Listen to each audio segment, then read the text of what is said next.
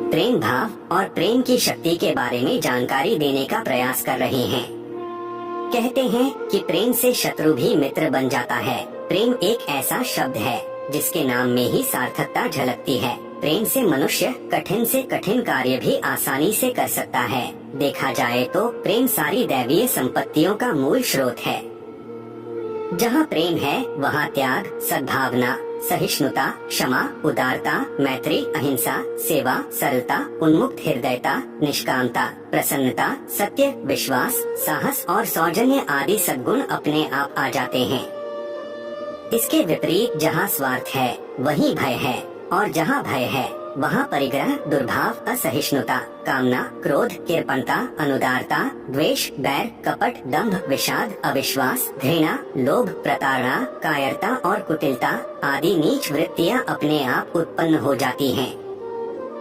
जहाँ दैवी संपत्ति है वहाँ सहज सुख, उल्लास, आनंद, आत्मीयता रहती है, और जहाँ आसुरी संपत्ति है वहाँ शोक, विषाद, दुख, परायापन इत्यादि रहते हैं।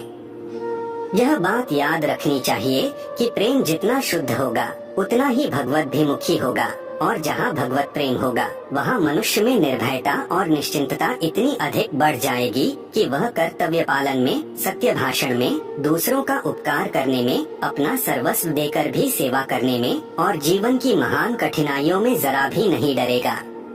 वह दृढ़ प्रतिज्ञ, मनस्वी, साहसी और वीर होने के साथ अत्यंत विनम्र, आदर्श, विनयी, मधुरभाषी, किसी भी कार्य को सोच समझकर करने वाला और शांति प्रिय होगा।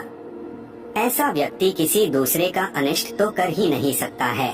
वह सर्वथा निस्वार्थ, भगत विश्वासी, भगवत कृपा पर निर्भर रहने वाला और सदा आनंद में मगन रहने वाला होगा। भगवत प्रेमी या तो सारे संसार में भगवान को देखता है या सारे संसार को भगवान में देखता है। इसलिए वह स्वाभाविक ही निर्भय, नमनशील, विश्व प्रेमी, विश्व सेवक, विशाल हृदयवान होगा।